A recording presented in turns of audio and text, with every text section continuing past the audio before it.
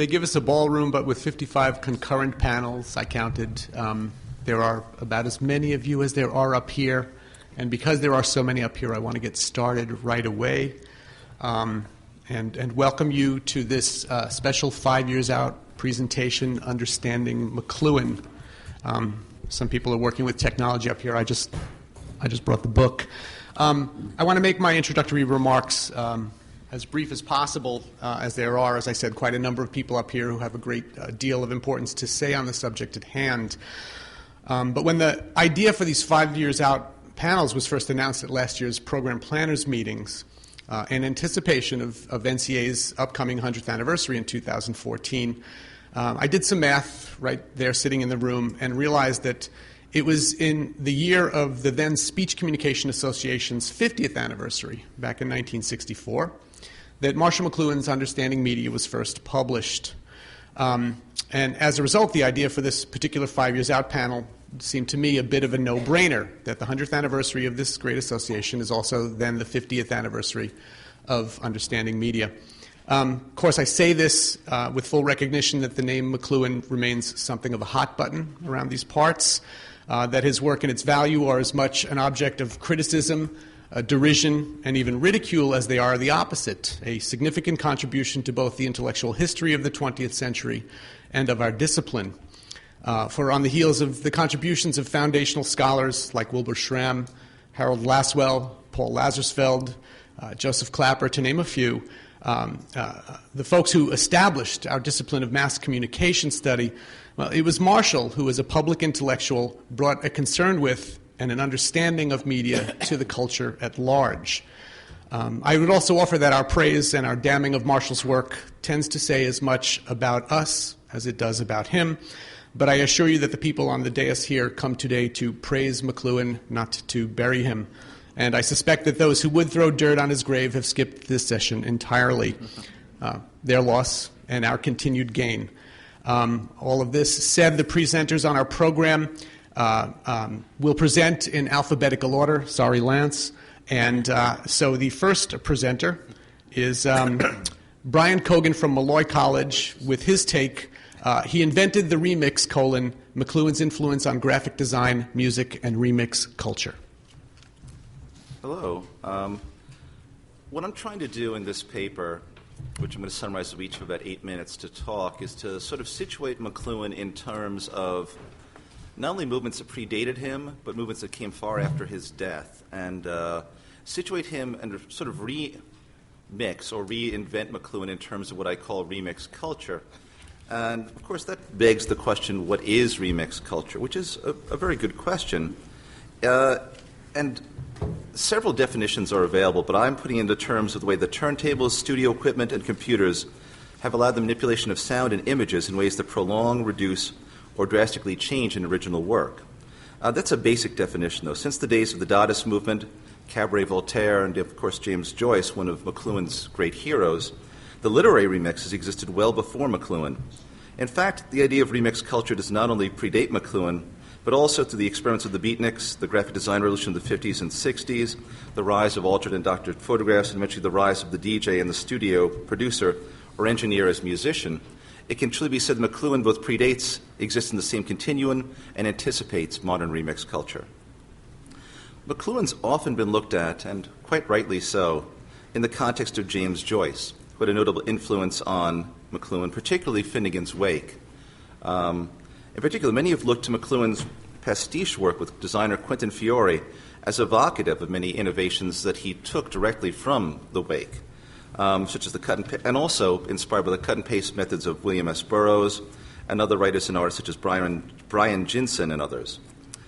But when McLuhan was inspired by the excess and the cut and paste method of advertising he thought appropriate for a culture decentered by new technology, he was also establishing a theoretical basis for remix culture that would influence graphic design and even such disparate works as Marvel comic books and the work of artist Jim Steranko's version of Sergeant Nick Fury, Agent of S.H.I.E.L.D. But perhaps McLuhan, with his keen ear... He was a colonel who was an agent of S.H.I.E.L.D. That is true. You're right. He was a sergeant in World War II, later a colonel. My entire thesis is now disavowed. I will slink from the podium as quickly as possible. But perhaps McLuhan, with his keen eye and especially ear towards interiority and the oral nature of sound, should be properly placed in the context with the rise of electronic studio technology. And although it sounds unlikely, with the Jamaican innovative musical style known as dub, and with the remixed music of the late 70s and American discos, as well as modern mashups and other musical styles. McLuhan's work, in its broader sense, has similarities to Stockhausen, John Cage, two of his contemporaries, all men living in the same rapidly changing mediated world, and deciding in their own way, whether through sheets of noise, silence, or orally oriented probes, to pierce the veil of naturalized assumptions about structure and meaning. McLuhan was not content with the written version of the medium as the message, and collaborated on recording with quotations by him. Wait a second. Of course, this is a great remix because I have it out of order now. Oh, great. I'm actually missing a page, but I know what I was going to say anyway. An oral recording, including works by McLuhan along with Quentin Fiore and Jerome Angel. Mm-hmm. Yeah, I don't have, see, the missing page. Jerome Angel. Thank you, which would have helped quite a bit, in which he actually remixed his earlier work, which is a remix of his earlier work before that. Hence, McLuhan actually created the first remix of a remix. Long before studio engineers in dub, such as King Tubby and others, worked on changing the nature of a song by dropping out certain elements, extending the bass line, and causing the song to go on long past its original form. Dub worked, as Andrew Veal put it, by engineers and producers pushing the limits of the equipment at their disposal, much the way that, like Joyce before, McLuhan in the 60s pushed the limits of the visual and the written text. Along with the rise of engineering in the studio, where different technologies could be used to construct a song, along with multi-tracking, which was pioneered by the late Les Paul, who died quite frequently, and engineer Joe Meek in England was also working on tape manipulation, splicing, and overdubbing, and the use of sound effects. At the same time, of course, as Tio Macero worked with Miles Davis on the seminal 1960-75 records, such as Bitches Brew.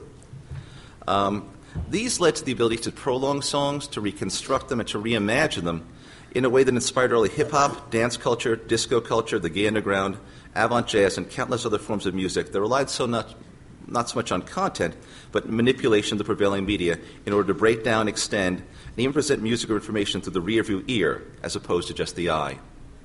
So to sum up, McLuhan, like I said, as I said earlier, is the anticipator, the synthesis, the post-dater, and the anticipator of modern, basically everything in terms of sound collaboration, digital design, graphic design, and other ways in which sound, image, and text can be reimagined in the way that McLuhan looked at them back in 1964 originally. Thank you.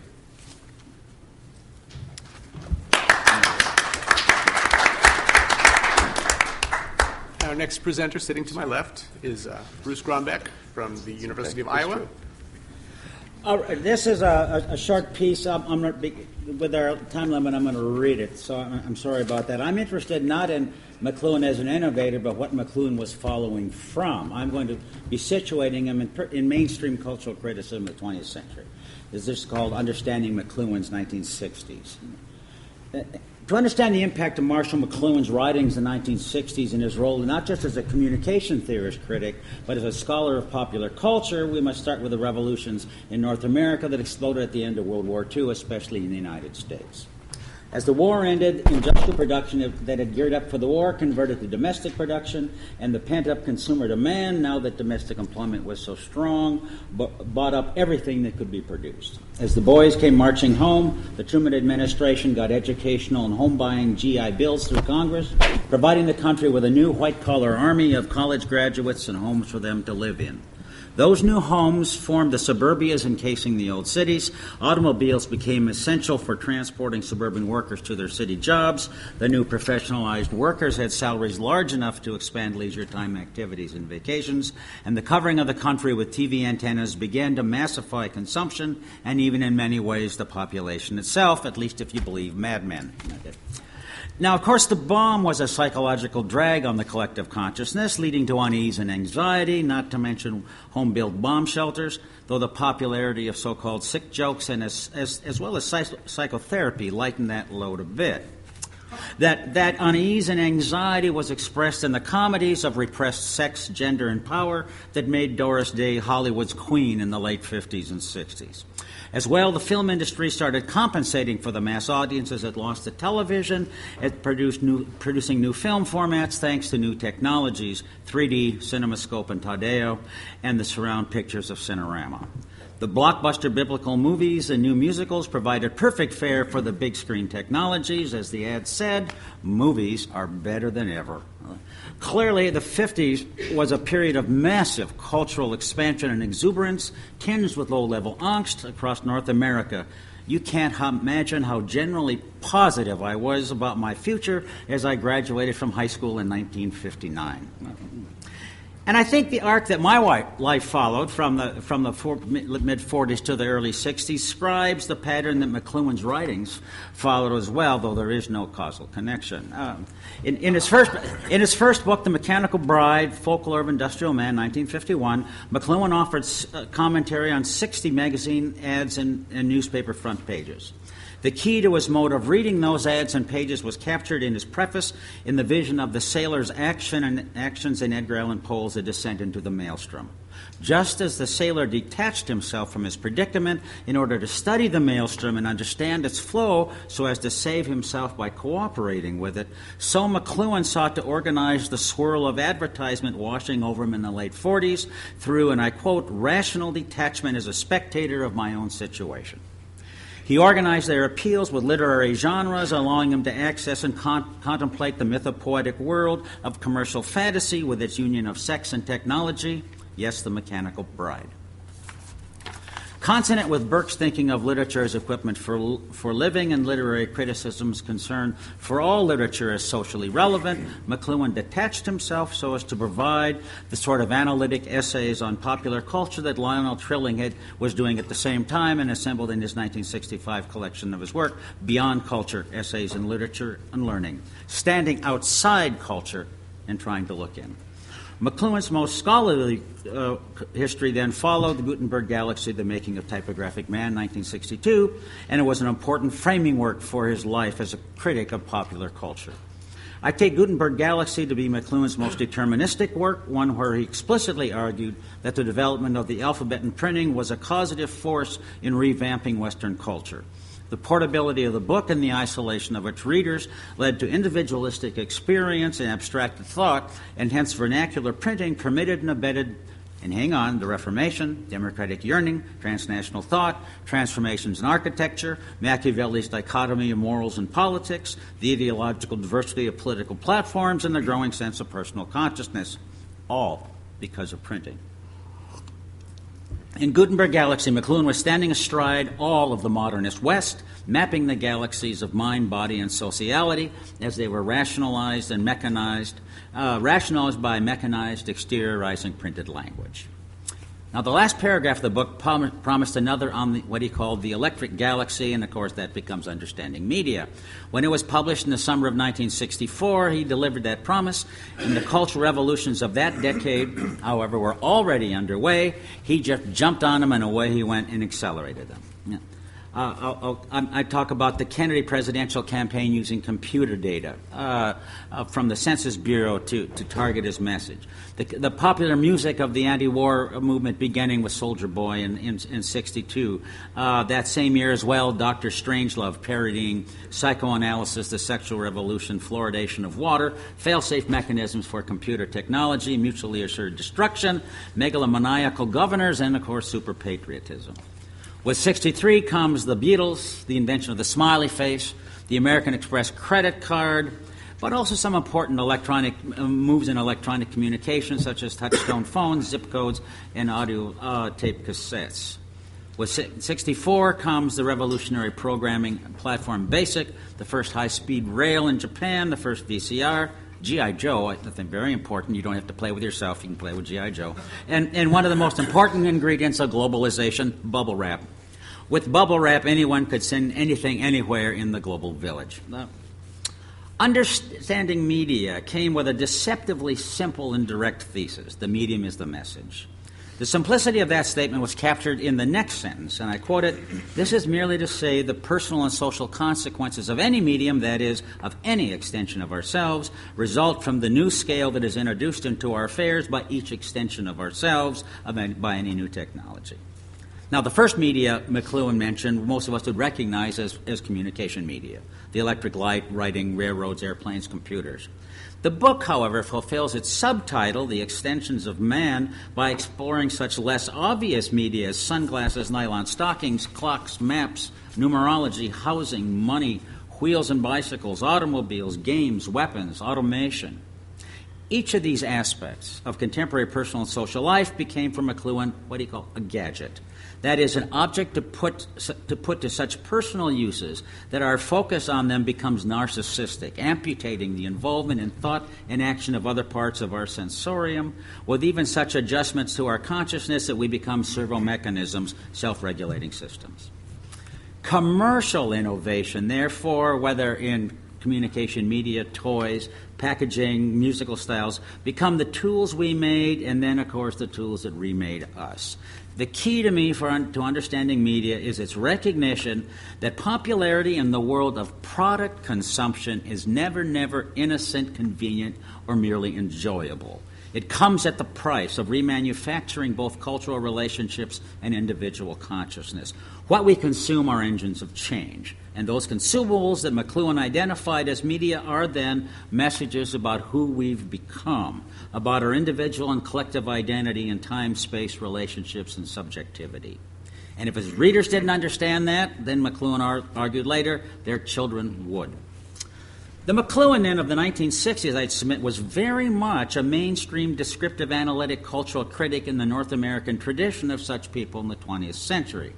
As far back as 1907, William Graham Sumner, in his study Folkways, a study of what Americans did through customary usage of what he called petty acts, built his generalizations around American culture based on ordinary routines. He didn't look at the best that had been thought and said. With Matthew Arnold, he looked at meals, bathing, child-rearing, modes of travel, living arrangements, and so on. Similarly, his Canadian inspiration, Harold Adams Innes, assembled his 1930 structuring of the fur trade around the cultural dynamics of European, colonial, and First Nation Canadians by studying what he called cyclonics, the disruptive cultural forces introduced into systems by rapid product innovation. Mumford, 1934 study of techniques and civilization built around material innovations, as was Lynn Turner's work on the stirrup and its social, economic, political impact. This was in the mid-30s to early 40s. And so it was that while the medium is indeed the message, and while that seemingly radical proposition led even to the Media Ecology Association, yet both those concepts and that proposition in the 1960s were already hallmarks of American studies of technology, economics, and evolution of popular culture. The 1960s cultural critics, Lionel Trilling, Dwight MacDonald, Ernest Vandenhaeg, Howard Rosenberg, and Leslie White, Susan Sontag, Robert Louis Sheehan, Gilbert Seldes, Russell Nye, all stood outside popular culture, each an elitist critic in his or her own way to mark the forward motion of culture and consciousness in that time.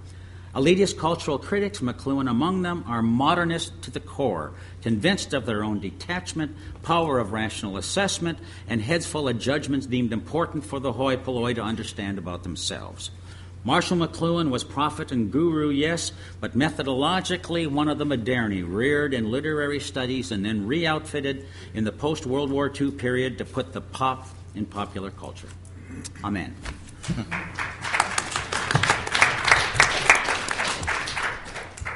We actually do have titles. They're not, I just realized, listed in the program. And so let me introduce the next presenter with his title. And Paul, if you'd come up. Paul Grossweiler from the University of Maine, Orano. The title of his presentation is McLuhan in the Rearview Mirror, Still Relevant After All These Years.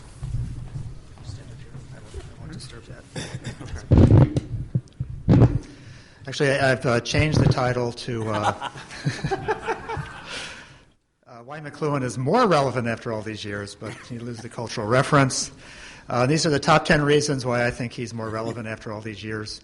I'm trying to kind of catch up with how McLuhan's being read today. And so I went to a book called Media Technology Critical Perspectives by Joost van Loon, who I think is Dutch, from the Anti-Environment of Europe, who writes in 2008 that one of the most influential trajectories of theorizing media technology emerged from North America in the middle of the 20th century and provided a radically different perspective on media from the dominant schools of communication studies, which were functional systems theory and effects research. This innovative approach has been called both medium theory and media ecology. The first axis of innovation, or medium theory, focuses on media as a form of technology, a form of media analysis whose potential is still to be fulfilled because it has often been misunderstood, but whose relevance for the present and the future is difficult to ignore. The second axis, media ecology, is a shift of attention to the interaction between media technologies and their wider environment. These interactions are facilitated by humans, but technological processes have their own sense of agency and are capable of forming actions. The central figure is Marshall McLuhan, who was highly controversial inside and outside the academic world. During his heyday, he was, I can't believe we use the same words, a guru and a prophet, the founder of a new call for media studies. But in the 1970s, his imaginative and visionary ideas were discredited, sort of. But it has become more and more clear that McLuhan's prophetic thoughts on the global impact of media are more adequate than before, and it may be a good idea to return to some of his works and reinstate some of its theoretical focus. So borrowing from Van Loon to help sort of reinstate some of my focus, here are my top 10 reasons why McLuhan is more relevant after all these years. And when I run out of time, I'll just stop whichever one I'm on. Number 10. Media are one of many causal factories in history. So the major misunderstanding of McLuhan is reading him as a technological determinist who believes that all changes are caused by technological forces.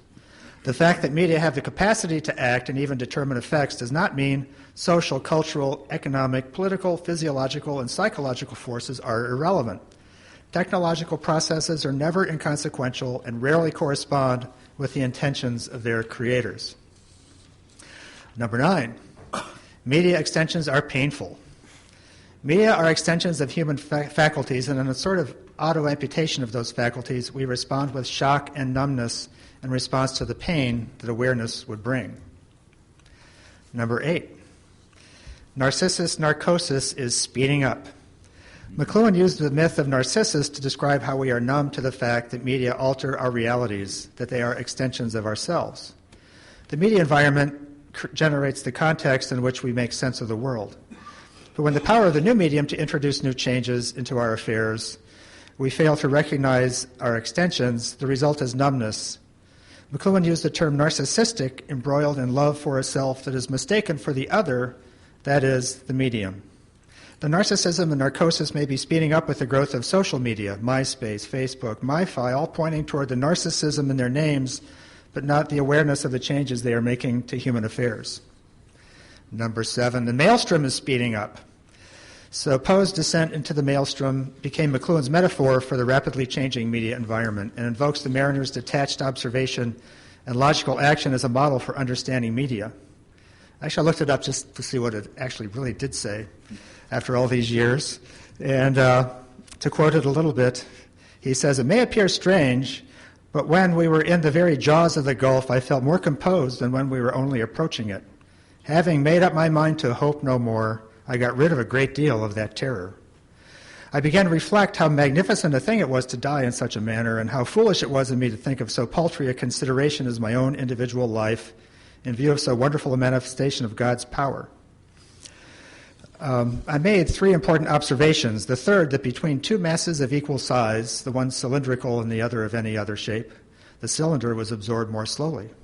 I no longer hesitated what to do. I resolved to lash myself securely to the water cask, to cut it loose from the counter and the ship, and to throw myself with it into the water. Okay. Number 6, all communication is mediated. By taking language for granted, those who forget that language as a medium created theories in which all subsequent media are additions, causes a miscommunication, bias, and distortion. This idealizes pure communication as being without media, or with media that are transparent. Those who have not forgotten the mediated origins of being human are less pessimistic about the future. Media are intrinsic to the unfolding of all human history. The spoken word, writing, pictograms, the alphabet, numbers, and wheels, and roads, and other things that were just mentioned before are crucial communication media that help shape human history. Which leads to number 5, media change is transformative, not additive. McLuhan sought to provide a detailed understanding of how media affect us, how we entered a completely new era in the 20th century in which the enhancement and amplification of print culture and literacy was transformed by electronic media. This shift had profound implications that altered our entire world irreversibly, which leads to number 4, that media changed what being human is, because these alterations don't only affect our environment, but the very nature of the human species itself. So, number 3, we have always been cyborgs. The idea of media's extensions found connections in the late 1980s with cyborg theory and posthumanism. McLuhan was ignored in this effort to come to terms with the technological appropriation of human functions. If all media are extensions of humans, though, then we have always been cyborgs. The only new aspect of cyborgs is that we have become aware of our cyboriginal nature. So, number 2, the media are extensions that obsolesce and retrieve other media and reverse into their opposites. McLuhan's method of exploring media was the tetrad by which any medium could be analyzed. What does it enhance or amplify? What does it obsolesce? What does it retrieve from the realm of previously obsolesced media? And what does the medium flip into when it reaches the limit of its potential? These comprise McLuhan's unique version of understanding media, as Van Loon says, the palette with which he painted pictures of media life cycles, which were always intertwined with social, cultural, and political processes. So number 1, which is my pet peeve, the new media are not new. As I see the rush to understand the effect of new media on culture and communication, what is missing most is the awareness that there have always been new media and that there are patterns of effects, that is, McLuhan's greatest relevance today, with the proliferation of new media technologies at dizzying speeds. Understanding media provides a detached method of accepting and analyzing all media, new or old, in cultural and social contexts, with a method that increases our chances of survival. Thank you.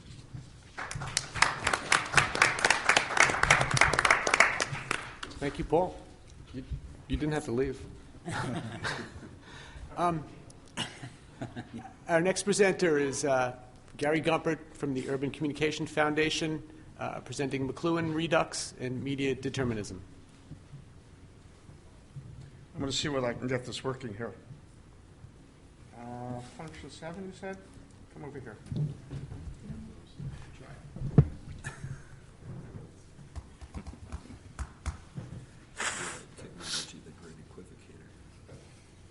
Try function 8. Does anyone know how to get the projector to recognize a the Dell? medium is the message. Anybody know the key? F8. Just Try F8. I think he's just been amputated. look at that. Thank you. Voila. Thank you. I thought you might enjoy the following. Glamour, Sometimes it July goes. 1966. In the same issue, and this is my favorite, Stereophonograph 795.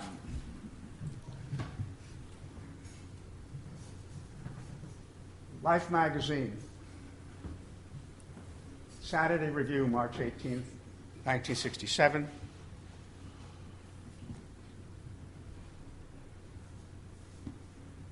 Time, March 3rd, 1967. Esquire, August 1966. This is a letter they sent me. I'll skip that. I love this one. Season's greetings from Zeus to Narcissus. Watch yourself. I don't know what he meant by that, but I've been watching myself ever since. Esquire, Family Circle, Glamour, Harper's, Life, Mademoiselle, New Republic, New York Times, New Yorker, Newsweek, Playboy, Saturday Review, Television. There was a magazine called Television. Temple University Alumni Review. I don't know why I stuck that in. Time Magazine, TV Guide, and Village Voice. They're all articles about Marshall McLuhan. They're all found in my Gumpert files, which are beginning to deteriorate in my dungeon. I don't know whether there's a relationship between my deteriorating files and the receding popularity of McLuhan. I first learned of McLuhan early in 1960. It may have been in 1959. But almost 50 years ago, I was asked by my dissertation advisor, Lee Dreyfus, who later became the governor of Wisconsin. One should do a program about Lee Dreyfus. He's one of the great characters of our time. He asked me to attend a lecture. The lecture was at the Merle Palmer Institute for Child and Family Development, and the speaker was Marshall Herbert McLuhan. I did not understand at all what was being said, but there were fragments that began to reverberate. I didn't know why I was sent to listen to McLuhan. But the next day I found myself in front of Lee Dreyfus, and I was asked to produce and direct a half-hour television program to be kinescoped for distribution by the National Association of Educational Broadcasters. I think you have to put this in perspective, by the way. Does anyone know what a kinescope is? Maybe a couple of people. At that point, we didn't have film. We didn't have videotape. It may have just begun to be emerging from the Ampex Corporation in California, but this was essentially making a film off the television screen. And somewhere in my house, there's a smoldering copy of that in terms of a negative and a positive. I have spoken and perhaps written about this experience about 15 years ago, and that is not the focus of today's panel. Suffice it to say, working with McLuhan, it was a chaotic experience. My meeting with him was accompanied generally by good scotch, and the television studio was enveloped in the smoke of his cigars, over which McLuhan and I got into some arguments because I suggested that we couldn't really televise it very well with smoke all around the place. The program cost $615 to produce. That included the kinescope for $250, and I'm proud to announce that my directorial fee was $750. No, I'm sorry, no, $75. I misread. I would have done it for $50. Graduate students are desperate. 5 years out is really irrelevant. 50 years out brings a little bit more perspective.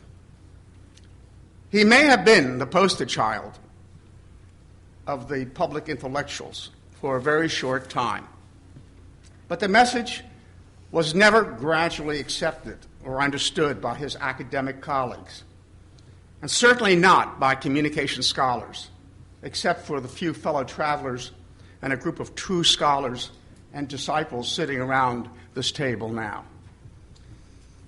I do remember him coming to Queens College twice. I invited him later. And Lance, were you in the audience the first time or the second time we brought McLuhan to Queens?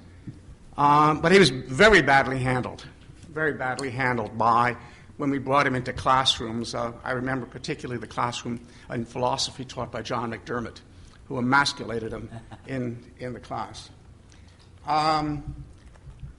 Well, to take away the silos of believers, we're left with a broad range of cousins by associations who couldn't care less. The lens through which our disconnected colleagues refuse to see the world and the communication discipline is the property of medium. McLuhan's reverberating aphorism was mistakenly pushed aside. 50 years later, the convergent nature of medium creates a much more complex message and an infinitely more intricate channel. Consider today cloud computing. McLuhan must be sitting on top of the cloud. Text messaging, twittering, blogging, vlogging, social networking. The old media are the new media, are the changing media. The telephone, the mobile phone, television, radio, film, photography, the book, the Xerox, the letter are morphing. And the medium is no longer the platform. The medium is us. Meanwhile, back in the world of the communication classroom, the demons of media have been exorcised into niches and alcoves, scared at the possibility that some aspect of the theoretical might be tinged by application. The ghost of McLuhan seldom enters the domain of political communication, interpersonal communication, health communication, performance studies, cultural studies at all. Even the mass communicators protect their turf by isolating themselves on the basis of a false sense of medium.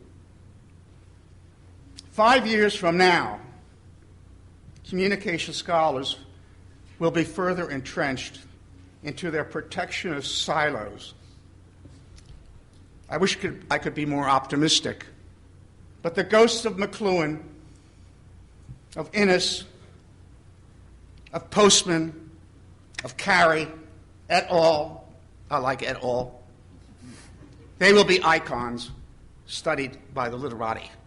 Thank you.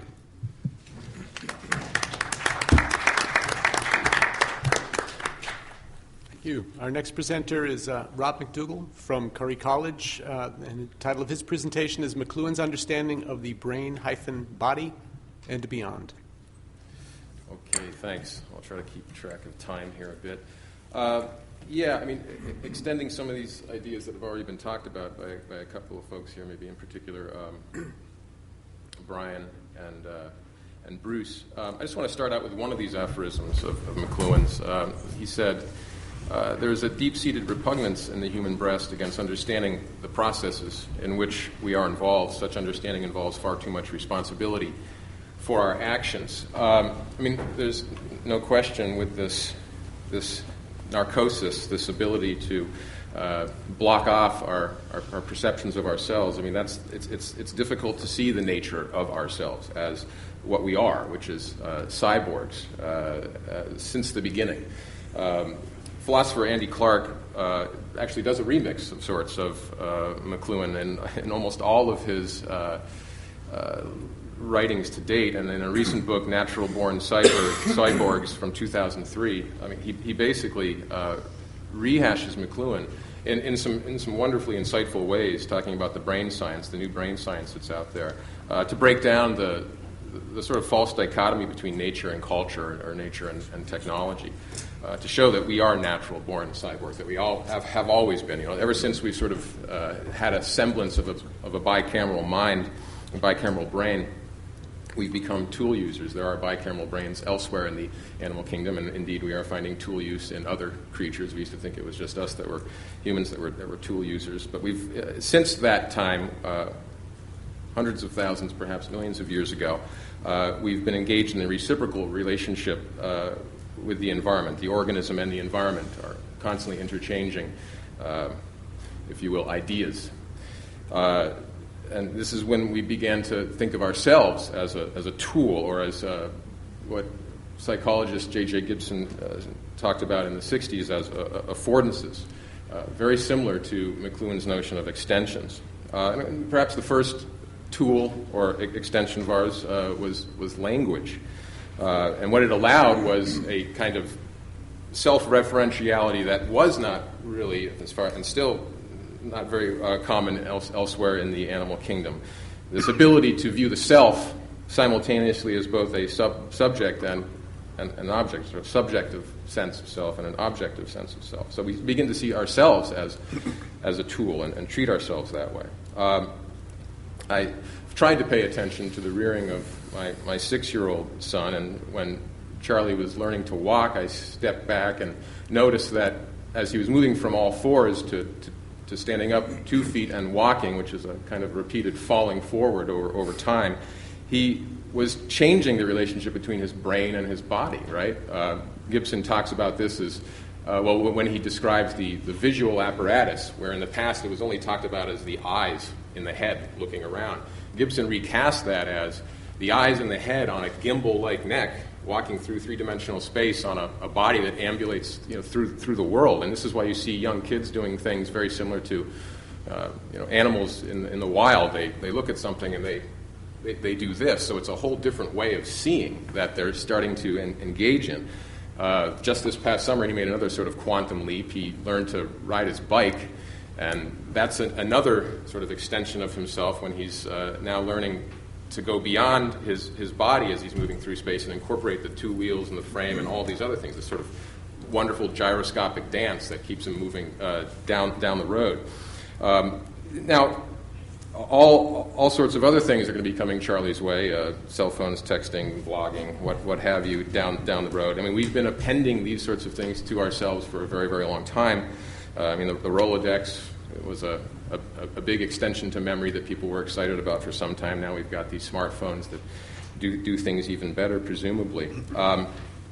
I just want to go back to Andy Clark for a second, though, who says, he talks about this parity principle, that we need to shed this chauvinism we have with regard to the way we view the mind or the brain, the biological brain, as the sort of the core and the sort of sum and substance of cognition and mind. He talks about this parity principle in his book that he co-wrote with another philosopher, David Chalmers, in 1998. He said, there is at least a prima facie case for parity of treatment based on the deep computational commonalities rather than simple prejudices about skin and skull, inner and outer. The most important difference, we felt, concerned not the arbitrary barriers of skin and skull, or the delicate and potentially question-begging call between perception and introspection, but the more basic functional issues of portability and general availability for use. So I think in a very succinct way, he suggests, Clark and Chalmers, that we need to start be thinking about these devices, these appendages, these extensions, as McLuhan said, as part of us that changes not only what we can do, but the way we think about ourselves, about others. And with that comes a kind of caution that we have to learn that newer does not always mean better, and that's, I think, the ugly misinterpretation sometimes, again, of McLuhan, is that, first of all, that he loved innovation and thought that technological change was somehow going to get us to some nirvana in the future. Or the other misinterpretation is just that he was talking about perhaps technology as just being the determining force. Again, it's always been a reciprocal relationship between the human and the machine or the extension. But it's been slow that we've been learning that. Another quick quote from McLuhan suggesting that we need to be thinking about technology in a cautionary way. At what point is man going to recognize that this power of innovation may have to be restrained, and that just as economically it may not be desirable to grow indefinitely, so that technologically it may not be necessary or desirable to innovate indefinitely? We're the first culture, and this is the key here, we're the first culture in the history of the world that ever regarded innovation as a friendly act. McLuhan actually quoted in the posthumous book, Forward Through the Rearview Mirror. So we're seeing these stories like the Cushing School, just down the street from me, really, in the Boston area, just west of Boston, which is a high school, a prep school in New England, a very famous one, been around for quite some time. Perhaps you've seen this in the news. They got rid of their library, essentially, their physical library. So as far as we know, it's the first school, as far as my research in just a couple of days can reveal, it's the first school that's done that, but it's got a lot of people thinking. Not necessarily librarians, but more school administrators and whatnot. In any case, so kids are now going to be accessing tomes and Shakespeare and everything you can imagine through Kindles and laptops and whatnot. And the idea here, and maybe the 5 years out question or tentative answer is, we need to start getting more empirical with what it is we're doing and trying to understand our extensions, trying to understand our technologies. And there are certainly many people on our listserv, the MEA listserv, which, by the way, anybody can join, is to, start doing some of the work that Marion Wolf and Antonio Damasio are doing with, MRI and functional magnetic resonance imaging. What is the difference, for instance, between screen reading and how does that affect our human sensorium versus traditional reading from atoms from print, right? The shift from atoms to electrons is going to be happening more and more in a faster way. So that the question becomes, how can we develop a kind of eco-logic, a sustainable way to move forward as a species that's constantly changing and perhaps in some measure at the whim and whimsy of technological innovation. And it's interesting that in the state of Massachusetts, for the curriculum of science and technology, it's a triad. I didn't have time to put it up for folks, but it's just 3 circles basically consisting of science at the top, engineering at the bottom right, and technology at the bottom left. And what science's role is to create ideas that the engineers then make into reality. And then technology is the mainstreaming of what the engineers come up with, and it's sort of like we have this knowledge of something, whatever it might be, how to put a bunch of information up on something like the internet and let people get it down very quickly, instantaneously, in mobile fashion. So we have knowledge of and how to do that, and then the next question is knowledge whether, you would think, would be the next question we should ask. But this sort of question is being short-circuited, and that's become the problem with technological innovation. And this eco-logic that's being subtly hinted at throughout by McLuhan is this question of communication sustainability. I mean, we're working on it in energy, with all different kinds of geothermal, fossil fuels, wind, solar, hydro, and micro hydro and ambient geothermal now. There are houses where people are just digging down 5 feet and getting 50-degree water that can then reduce the need to heat water from much lower.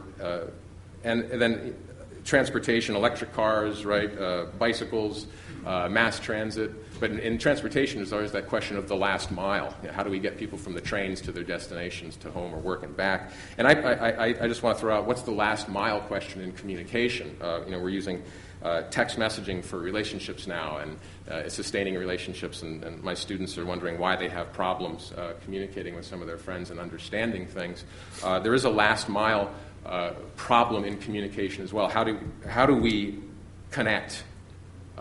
If news is moving progressively from text-based content to image-based content on the internet, we know that message sent does not mean message received. That's the question in my mind over the next 5 years and beyond is, how do we use this stuff, this technology, as it's integrating with ourselves to make those connections? And so I'll stop there. Certainly went too long.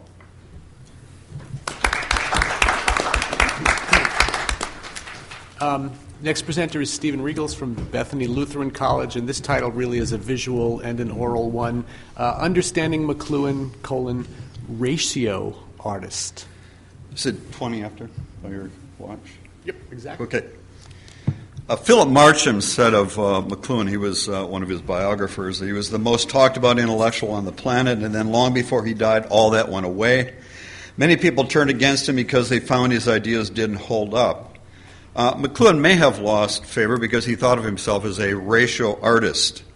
In some sense, it may represent a unique, sophisticated form of performance art, that his writings were often an encyclopedic blast of old classic works and the latest research processed in a cachet of provocative analogies, which is really what made him an anti-environment against the environment. Bruce Grombeck has pointed out that that's one of the essays that probably people ought to take a look at, because I think that helps explain what McLuhan was doing. He wasn't trying to explain fully. He was trying to provoke discussion. What did McLuhan mean by ratios? In one sense, was he a ratio artist? He wrote his mother in a 1935 letter that gave a kind of a clue that his search for truth was sensuous. And from the beginning of his mature career, in the Gutenberg Galaxy 62, Understanding Media 64, and then the latter two works, Laws of Media, a co-author with his son, and then Eric McLuhan, and then Bruce Powers, The Global Village. Each of those books, earlier or later, used this term, the ratios. And of course, that's the Latin word for reason, the equivalent of the Greek logos. When McLuhan refers to a ratio of the senses, he's talking about the natural interplay of the senses between sight, sound, taste, smell, tactility, as they function together often in synesthesia. His central claim is that the effects of phonetic literacy, as we heard before, and the invention of the printing press was to instill visuality, as we see more and more and more, as the dominant screen culture sense, reducing, amputating, or as was suggested before, numbing, McLuhan says, the other sense, the full functioning of the other senses. In an oral culture, listeners attuned to the sound of the words experienced all the other senses.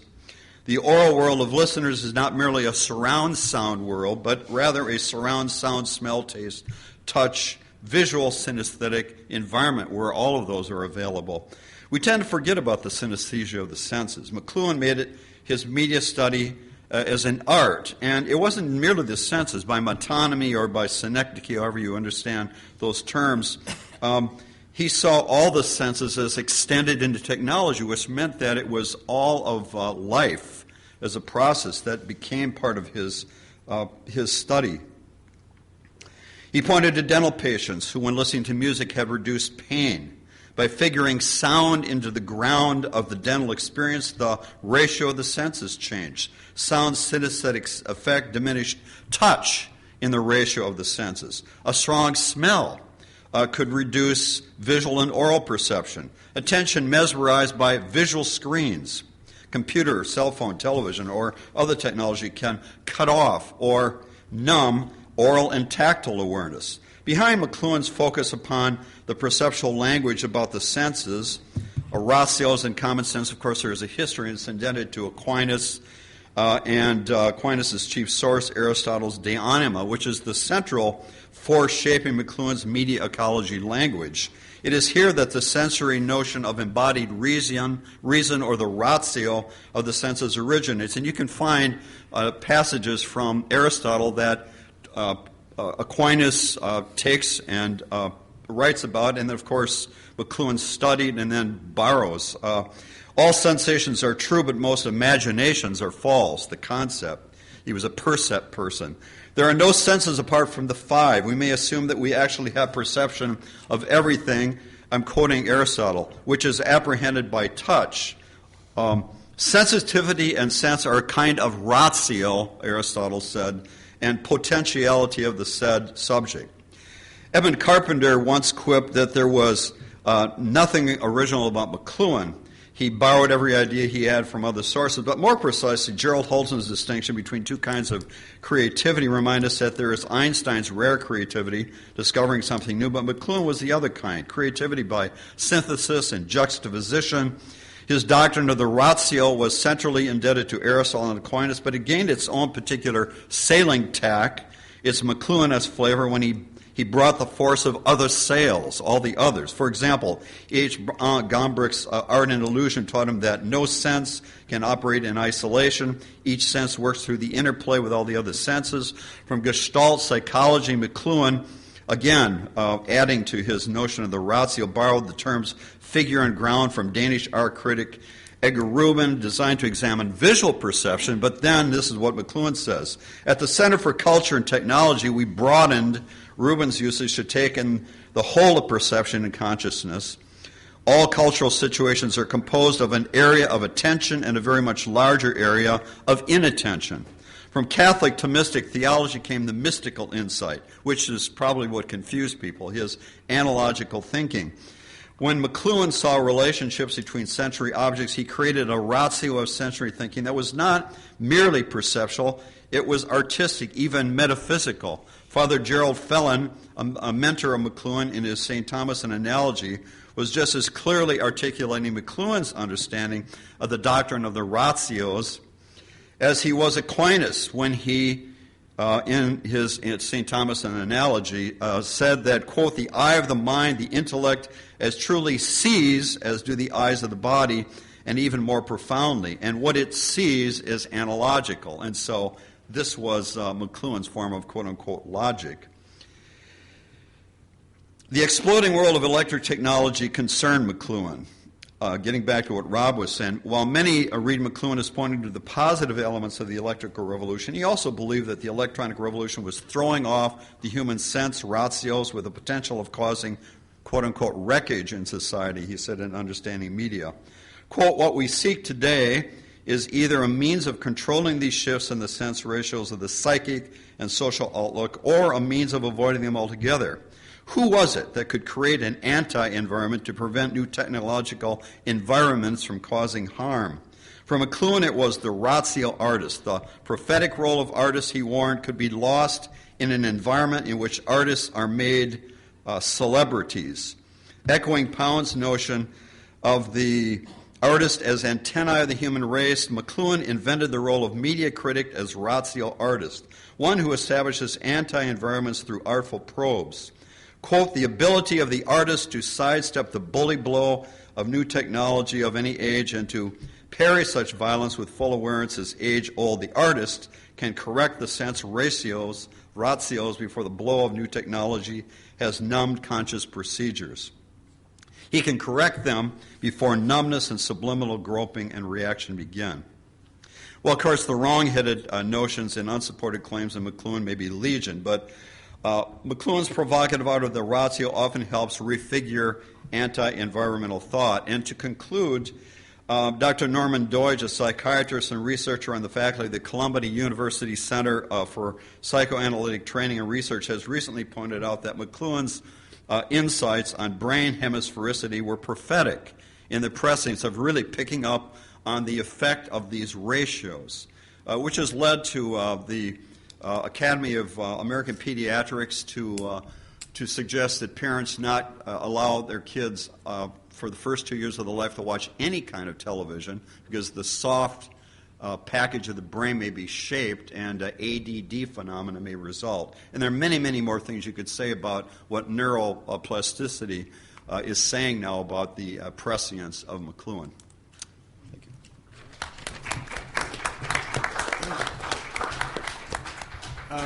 And I could say last but not least, but how about we say it this way? We give the last word to Lance Straight, Fordham University, Understanding McLuhan's Media Ecology.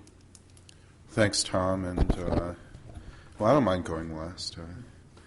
Well, let me start by saying that Understanding Media is one of the most important books that was published in the 20th century and the most important book published in our field of communication. You may disagree, but you'd be wrong.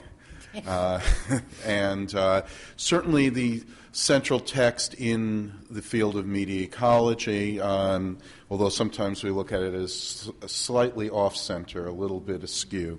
But in saying that it's an open text, it's one that is not complete and closed off, but one that opens up questions and opens up further thought and investigations. It's almost... it almost doesn't make sense to say that McLuhan was wrong about something because he's not really making any absolutely closed statements. He's opening up things up for further dialogue and consideration.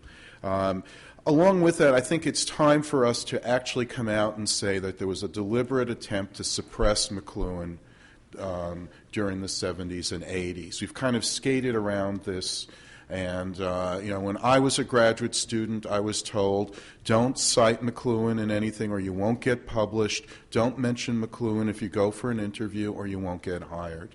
This was deliberate. It may not have been an actual conspiracy. It may have been just a confluence of different factors, but there was an attempt to keep him out of the scholarly discussion, and not just him, I mean, to lesser extent in other fields, people like Edward T. Hall, Raymond Birdwhistle, were also had their kind of exiles, and it's happened over and over again, but in particular with the scholars that seem to fall together in what we call media ecology, but others would call, relate them to Gregory Bateson's Palo Alto group or other kinds of groupings.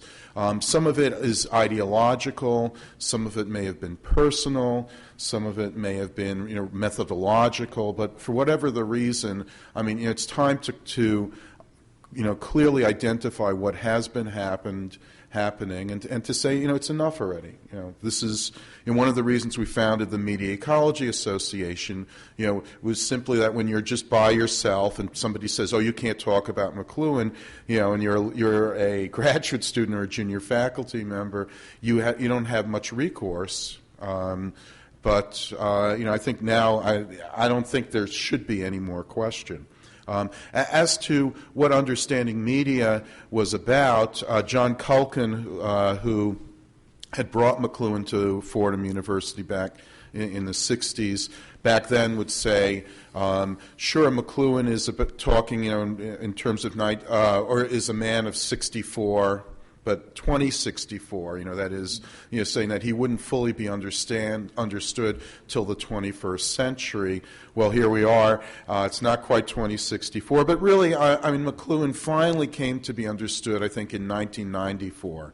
So it only took about 30 years for that book to really clearly be identified. And when McLuhan was talking about television, and people were shaking their heads because he was identifying the characteristics of electric technology and electronic media in general.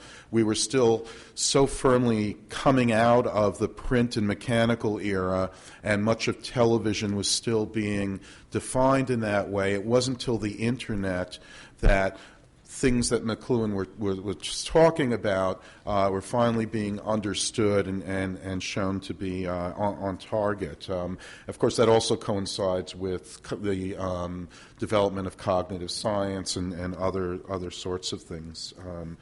But I think one of the key things that comes out of Understanding Media, and the key term there is medium. And for McLuhan, this was defined in ways that, the starting point, like with everyone else, was television, radio, and so forth.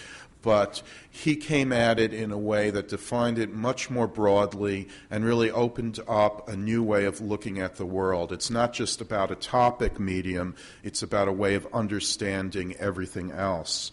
And it starts with the idea that medium is equivalent, he's using the term as an equivalent to technology, but that includes all manner of technique, all inventions and innovations. That's different from the way most other people have looked at media as organizations, as institutions. No, in this case it's the technology itself, and more so the process of innovation. And there's an inherent systems approach, an ecological approach and a systems approach to McLuhan. So, the point is you introduce something new into a system and it changes the system. It leads to one change, leads to other changes, leads to other changes, and you get a very different system by the end of it.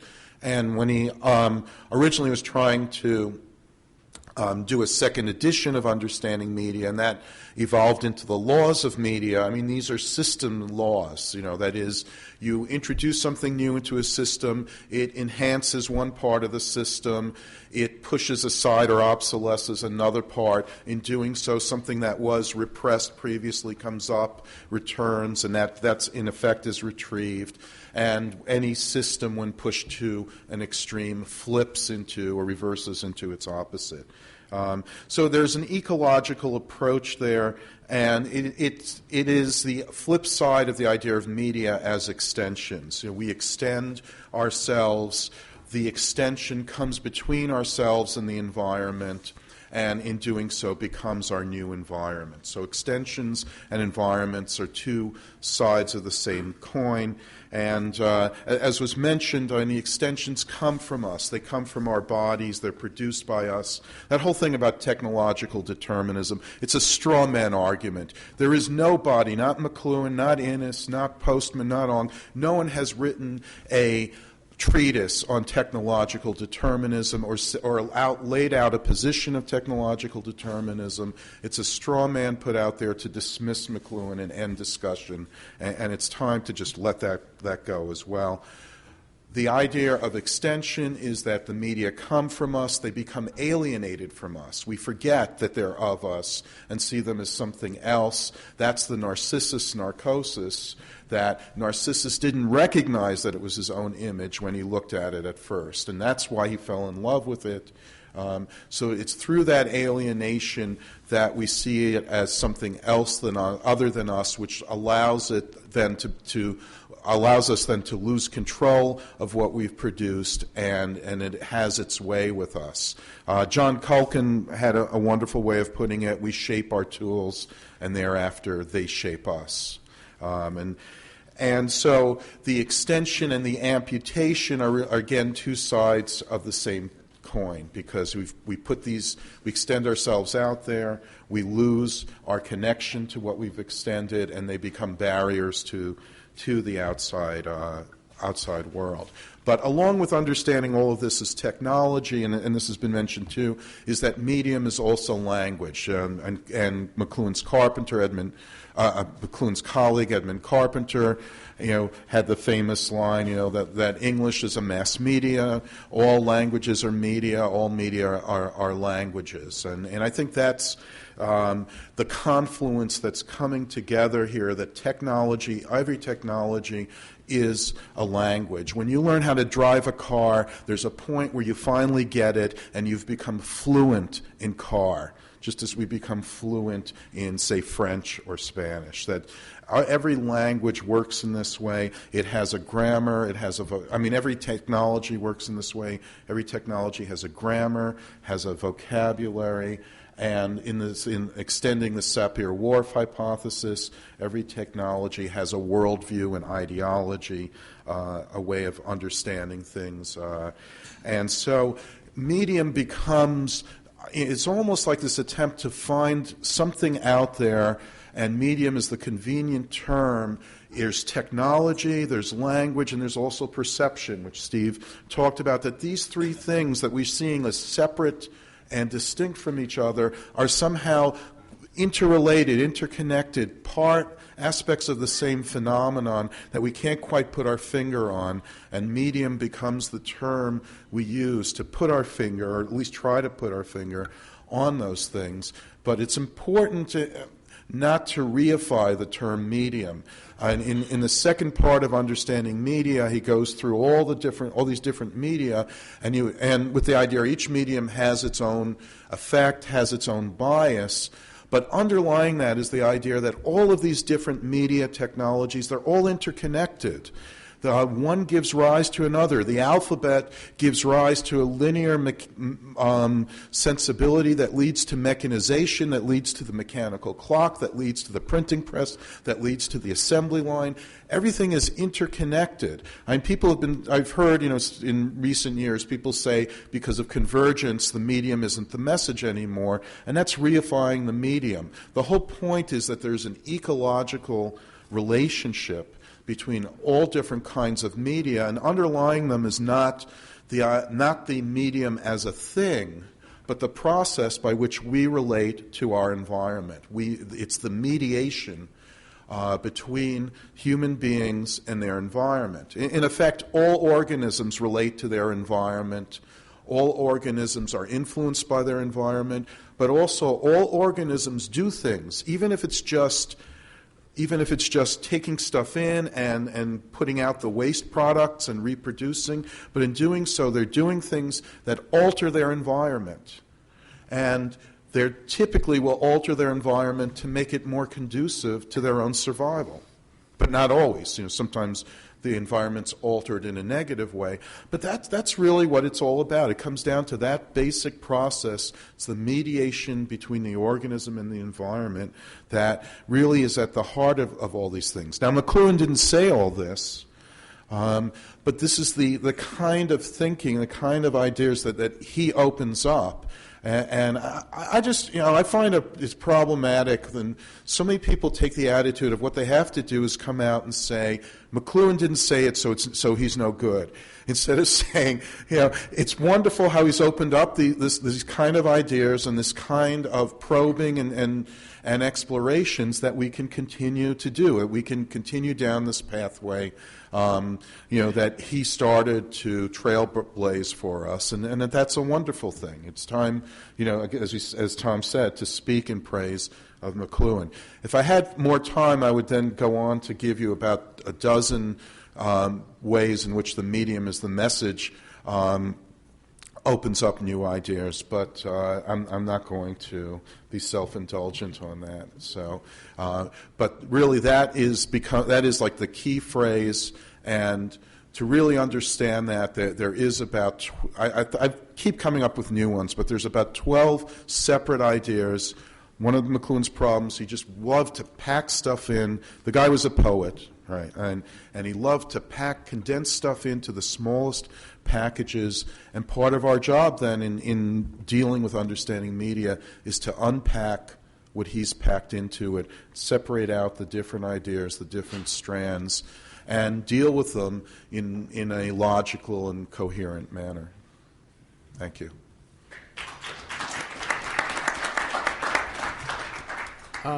I'd really like to thank the panelists for their efforts and their ideas, and I'd also like to thank them so much for staying on time since there were so many folks up here.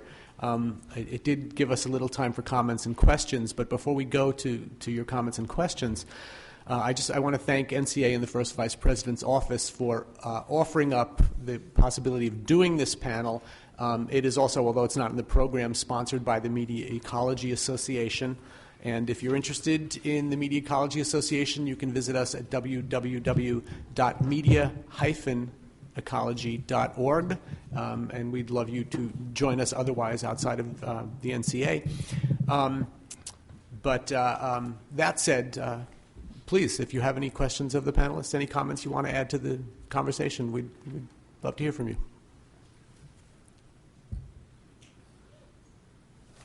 Fellow in the back. This is relevant to the idea of siloing of communication and communication specialties. I'm just wondering if any of the panelists have had any extended discussions with academic specialists in public relations, and if so, how that went about McLuhan. Well, I've talked to people in public relations, and but particularly people interested in new media and public relations, using Twitter and the like, and they've always been. They've tended not known that much about McLuhan, and when I've talked about it, they've found it very relevant and very exciting, actually.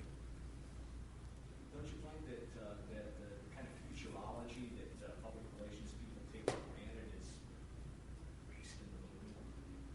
I mean, his ideas are there anyway. Yeah, I don't know. I find that they lack a lot of those. I mean, I think there's a kind of intuitive understanding and openness to it in that area, but that they lack some of the really foundational ideas of McLuhan that open it up and allow for I guess a more coherent approach to it. Does that make sense, Steve? Well, it makes sense. Yeah. Coherence is what the whole is. Sure. That would be public relations professionals. Public relations academics, sort of a different story. That's kind of Renee, yeah. So what a bold claim, what an interesting panel, and one theme that seemed to be moving through this, that if we had more time would be nice to unpack, is some issues related to loss and culture and identity, and those themes came through in ways that were really intriguing, and would be interesting to have you guys talk a little bit more about that. But Lance, you make a very bold claim that I want to invite the other panelists to reflect on. You talk about the deliberate attempt to suppress McLuhan at a certain point in time, and you wonder if it was in part ideological or personal or methodological.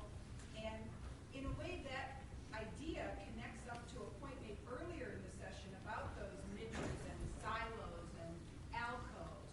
And I wonder if we can look back on the last 30 or 40 years and think about how the once interdisciplinary field of communication that had deep roots in the humanities, that had deep roots in the arts, as it became professionalized, established the boundaries and the borders to define itself in relation to English, in relation to aesthetics and art and art history, and in doing so had to marginalize those voices, those perspectives that were more humanistic in spirit.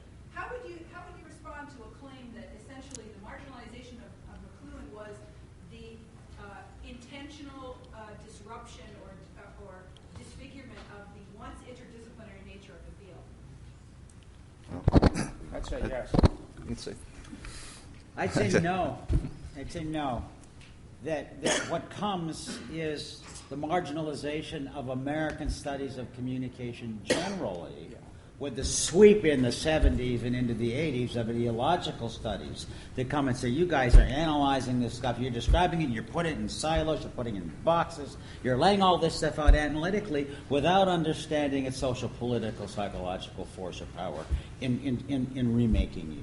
And that the whole force of what, of course, I would call a rhetorical turn, because my background, but that becomes the ideological turn in critical cultural work, I think wipes a lot of this stuff out.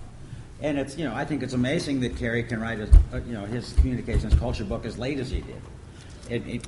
Very much in that Americanist tradition of laying out, in his case, the foundation, the evolution of culture, the repairing of culture, all those kinds of notions he built into his definition. So I think it's broader. I think it's broader than that.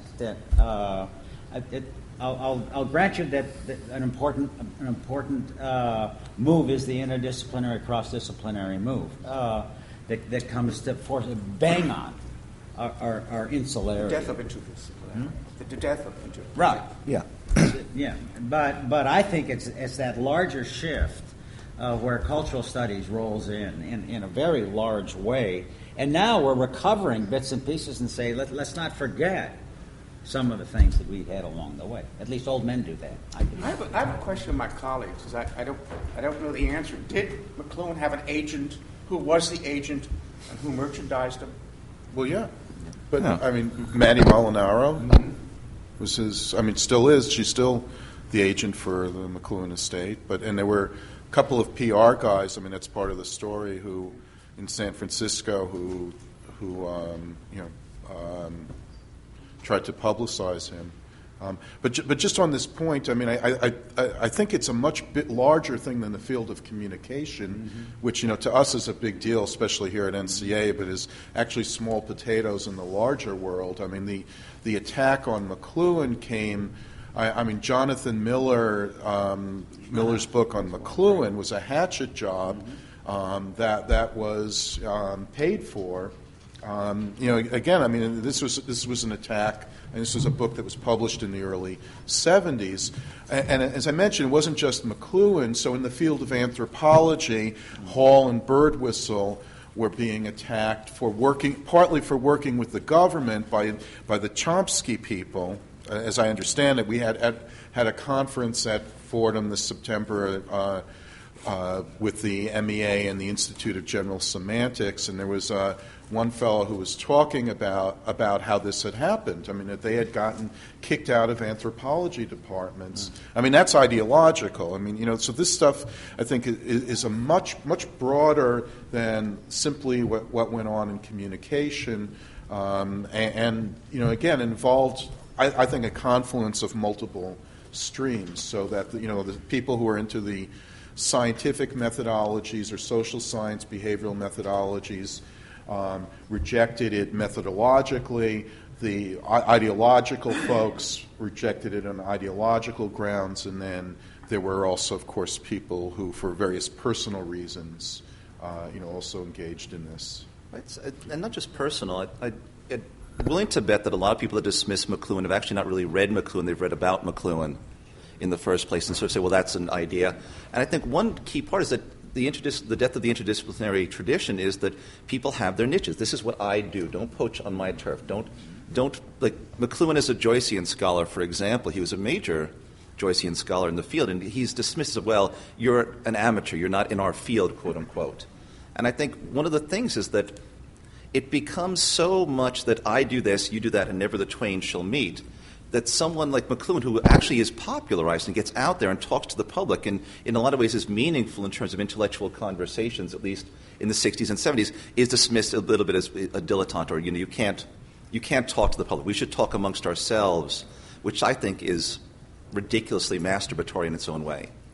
We should be talking to the public. I thought that was the whole idea of what we did. As chair, I have to bring this to a close. We have to give up this very lovely and large room for the next panel. But, of course, we can continue the conversations on the side and out in the very lovely and large lobby. So thanks very much, all of you, and we'll see you later.